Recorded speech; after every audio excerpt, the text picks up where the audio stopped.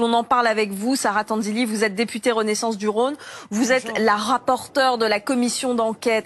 Le principal problème, selon vous, c'est le manque de personnel? C'est le manque de personnel, mais c'est aussi finalement un modèle économique qui a généré un cercle vicieux de la défaillance de la qualité d'accueil. Et c'est la raison pour laquelle je propose 73 recommandations dans le rapport, et dont de nombreuses recommandations qui visent à réformer en profondeur le modèle économique des crèches. Avant d'en parler en détail, vous mettez public et privé sur le même plan, c'est le même bilan? Alors écoutez, c'est ce qui ressort du rapport de l'IGAS et des inspecteurs de l'Inspection générale des affaires sociales qu'on a auditionnés. C'est ce qu'on a pu également constater sur le terrain. Et c'est assez logique parce que finalement, si on considère que le problème, c'est le modèle économique, c'est un problème qui est donc systémique et qui concerne aussi bien le privé lucratif, le secteur associatif que le secteur public. Quelles sont les pistes que vous préconisez ? Alors finalement, je propose de faire évoluer la philosophie selon laquelle on organise le financement des crèches, en plaçant la qualité d'accueil du jeune enfant au cœur de notre modèle, et puis une temporalité, des mesures urgentes pour remédier à des choses qui sont vraiment inacceptables. Je pense en particulier à la possibilité d'avoir un seul professionnel le matin et le soir dans les micro-crèches. Je pense également aux CAP petite enfance qui sont passés en ligne. Ça n'est pas acceptable. Des mesures pour renforcer les contrôles très rapidement, avec une fréquence qui soit établie, qui soit obligatoire, et puis des contrôles inopinés, des mesures d'attractivité pour remédier à la pénurie de professionnels et une grande réforme du modèle économique et des conditions de fonctionnement des crèches à compter de 2027. Quand vous dites mettre l'accueil de l'enfant au centre des préoccupations, ça passe par plus de personnel, vous voulez recruter plus ?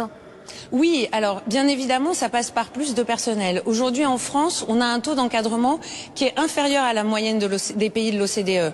Donc on a besoin effectivement de rehausser la présence, le taux d'encadrement et la présence d'adultes mieux formés, plus formés tout au long de la vie. Et puis c'est aussi une condition qui permettra d'assurer le bien-être des professionnels de la petite enfance qui font un métier difficile et qui est stratégique pour l'avenir de notre pays, parce qu'en fait, ces femmes, parce que c'est essentiellement des femmes, oui, eh bien, elles construisent l'avenir de nos enfants dans un moment dont on sait aujourd'hui, grâce à l'apport des neurosciences, qu'il est éminemment stratégique dans le développement de l'enfant. Sarah Tandili, il y a de bonnes pistes, hein, c'est ce que dit le syndicat national des professionnels de la petite enfance, mais aucun financement de prévu. Vous financez comment tout ça ? Alors, en réalité, c'est pas tout à fait exact, il n'y a aucun financement de prévu. Il y a un financement qui doit être assuré par la branche famille de la sécurité sociale. Et les trajectoires qui nous sont indiquées sur l'évolution des recettes et des excédents de la branche famille nous laissent entendre qu'on est tout à fait en mesure de financer ces réformes-là.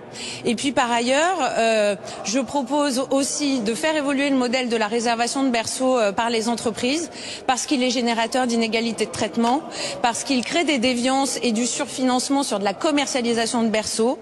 Et donc je propose de remplacer cette intervention des entreprises par un mécanisme, une taxe affectée à destination des communes, pour que les communes puissent assurer, elles, le rôle de tiers financeurs. Donc il y a des moyens, oui, au niveau de la branche famille de la sécurité sociale, et la trajectoire nous laisse entendre qu'à partir de 2027, il y aura des moyens importants. On parle d'un excédent de 1,5 milliard d'euros. Donc il est possible de financer la qualité d'accueil des jeunes enfants, et je crois que c'est une nécessité parce que c'est l'avenir de notre pays, et parce que je crois aussi que c'est une condition sine qua non si on veut que les futurs parents, les adultes aussi, réalisent leur désir d'enfant. Il faut qu'on apporte des solutions d'accueil sécurisées, oui, pour les enfants. Et c'est vrai que c'est une inquiétude d'énormément de parents. Merci Sarah Tandili d'avoir répondu à nos questions.